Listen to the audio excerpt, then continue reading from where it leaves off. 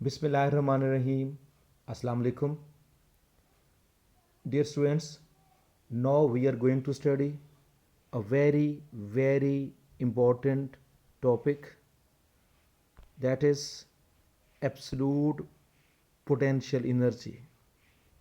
Absolute potential energy is a very important long question जो paper में बहुत बार आ चुका है. इसको बड़े अच्छे से समझिएगा. What is absolute potential energy?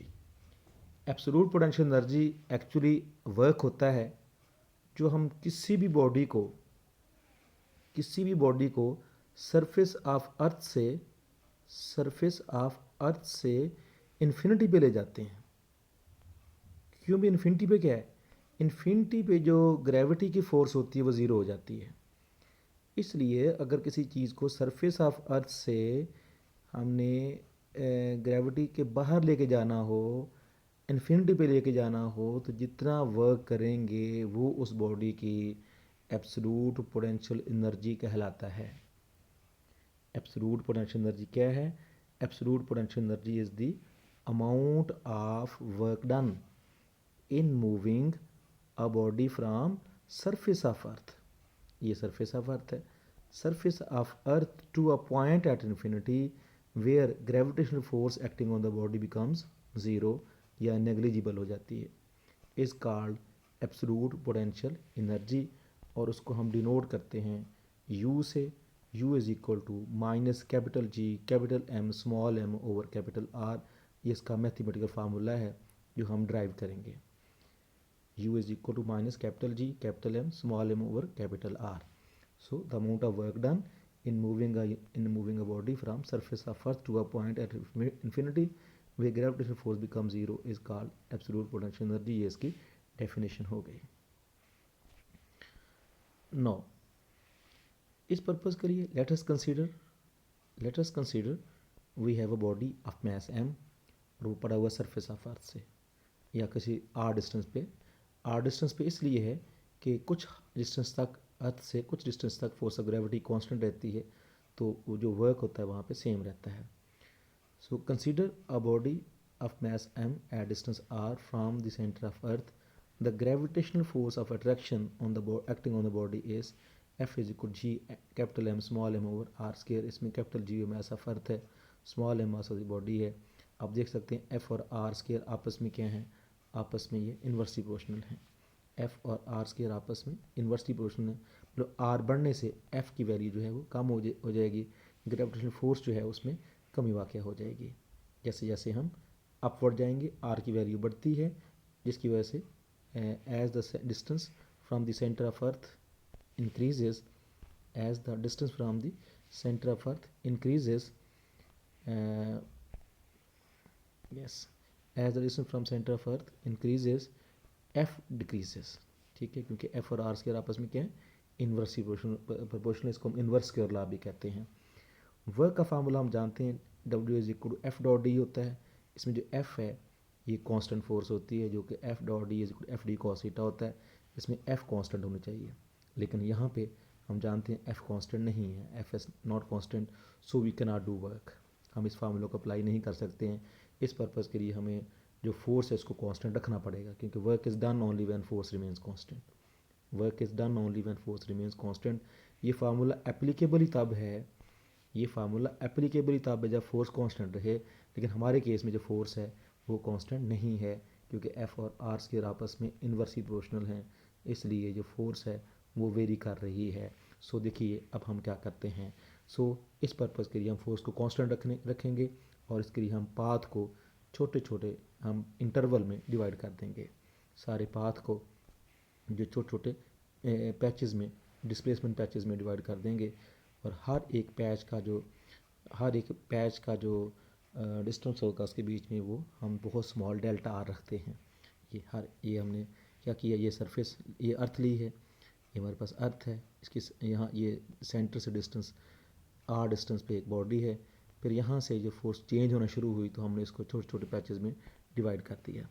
हमने ये पैच 1 2 3 4 5 6 सो ऑन, ये लास्ट वाला n है. तो लास्ट वाले में से एक पॉइंट पीछे क्या होगा, n-1। ठीक है, अब ये जो पॉइंट n है ये इन्फिनिटी पे है, ये पॉइंट जो है वो सेंटर से ऑफ अर्थ से इन्फिनिटी डिस्टेंस के ऊपर मौजूद है। ठीक है, ये बात याद रखनी। तो पहला जो पॉइंट है इसका डिस्टेंस है r1, दूसरे पॉइंट का डिस्टेंस है r2, इन दोनों के बीच में डिस्टेंस जो है वो डेल्टा r है, जो कि बहुत स्मॉल है, ये डेल्टा r डिस्टेंस बीच में रखा गया है। इन दोनों पॉइंट के मिड से और अर्थ के मिड से डिस्टेंस है उसको स्मॉल r कहा गया है। r1 and r2 are the distances from point 1 to point 2 from the center of earth. Now we can write, अब देखिए r2 जो पॉइंट था वो ऊपर था, ठीक है, तो r1 नीचे था, तो r2 और r1 इनके यहाँ पे डिस्टेंस, यहाँ से r2 ये था, तो r2 ज़्यादा है, तो r2 में से अगर r1 माइनस करेंगे तो हमारे पास डेल्टा r बन जाएगा। Delta r is equal to r2 minus r1, यहाँ से r2 इज इक्वल टू ये माइनस r1 इधर आ जाएगा, ये आ जाएगा r1 प्लस डेल्टा r बन जाएगा। अच्छा, अब मीन डिस्टेंस दो पॉइंट का कैसे निकालते हैं? दो पॉइंट का मीन डिस्टेंस निकालने के लिए मीन या एवरेज दो पॉइंट का हम दोनों को ऐड करके 2 पे डिवाइड कर देते होते हैं। अब r1 और r2 इनका मिड पॉइंट निकालना था, r जो है मिड पॉइंट डिस्टेंस है, तो r1 प्लस r2 ओवर 2 कर दिया। अब इसमें अब r2 की वैल्यू पुट कर दें, तो r is equal to r1 plus delta r over 2, तो r1 प्लस r1 जो है ये 2r1 बन गया, ये 2r1 plus delta r over 2। अब अलग अलग बटा कर देंगे, 2r1 over 2 plus delta r over 2, 2 से 2 कट जाएगा, r1 plus delta r over 2 आ जाएगा। दोनों तरफ स्क्वायर कर लो, R square is equal to r1 plus delta r over 2 का स्क्वायर, ठीक है, इज इक्वल टू, जब स्क्वायर किया is equal to r1 square plus ये r1 square plus delta r square over 4 plus r1 plus 2r1 delta r over 2। जिस तरह हमारे पास a प्लस बी का स्क्वायर होता है ना, a प्लस बी का स्क्वायर क्या होता है, a square plus b square plus 2ab, a square plus b square plus 2ab, ये फार्मूला होता है। उसी तरह r1 plus delta r over 2 का स्क्वायर क्या आ गया हमारे पास, r1 square plus delta r square over 4 plus plus plus 2r1 delta r over 2, तो 2 से 2 ये कट गया हमारे पास। अच्छा, अब डेल्टा r स्क्वायर ओवर 4 जो है इसके अंदर ये बहुत स्मॉल है, क्योंकि डेल्टा r ये स्मॉल था, उसका स्क्वायर लेके जब उसको 4 पे डिवाइड करेंगे ये रकम बहुत छोटी हो जाती है as compare to r1 square and r1 delta r, इसलिए इसको हम इग्नोर कर देते हैं। ठीक है, इग्नोर कर दिया, हमारे पास आया r square is equal to r1 square plus r1 delta r। अब डेल्टा r की वैल्यू पुट कर दें यहाँ पे, r square is equal r1 square plus r1 into delta r की वैल्यू थी r2 माइनस r1 ये पुट कर दी वैल्यू, तो हमारे पास आ गया r1 square plus r1 r2 minus r1 square, तो r1 स्क्वायर से r1 स्क्वायर कट गया, हमारे पास r square is equal to r1 r2, r square is equal to r1 r2 ये हमारे पास आ गया।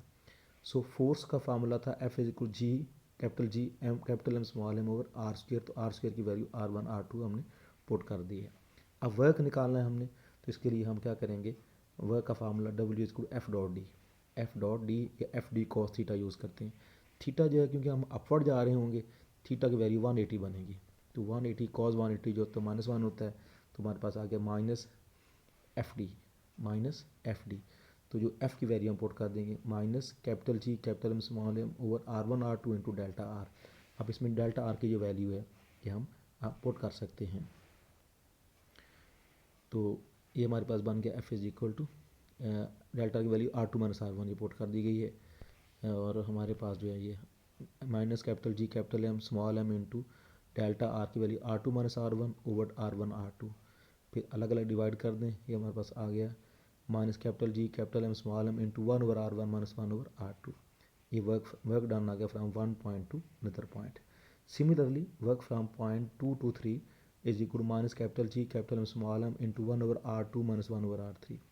W from 3 to 4 minus capital G capital M small m into 1 over r3 minus 1 over r4, so on करते जाएंगे। W from n minus 1 to n is equal minus capital G capital M small m into 1 over r n minus 1 over r आ जाएगा। अब हमने total कर देना, W total सब works को प्लस कर देंगे। W total is equal to मतलब कि 1 से लेके n तक है, W from 1 to 2 plus W from 2 to 3 plus W from 3 to 1 plus so on W from n-1 to n। अब वैल्यू पुट कर देंगे यहाँ पे सब की, और minus capital G capital M सब में कॉमन आ रहा है, minus capital G capital M small M common आ गया, बाकी बचा into 1/r1 minus 1/r2 plus 1/r2 minus 1/r3 plus 1/r3 minus 1/r4 plus so on 1/rn-1 minus 1/rn आ जाएगा। सिर्फ पहला और आखिरी पॉइंट बच जाएंगे, बाकी सारे कैंसिल हो जाएंगे क्योंकि एक माइनस का एक प्लस का एक माइनस का एक प्लस का सब कट जाएंगे। सिर्फ पहला और आखिरी वाला जो पॉइंट होंगे जो बच जाएंगे, minus capital G capital M small m into 1/r1 minus 1/rn आ जाएगा।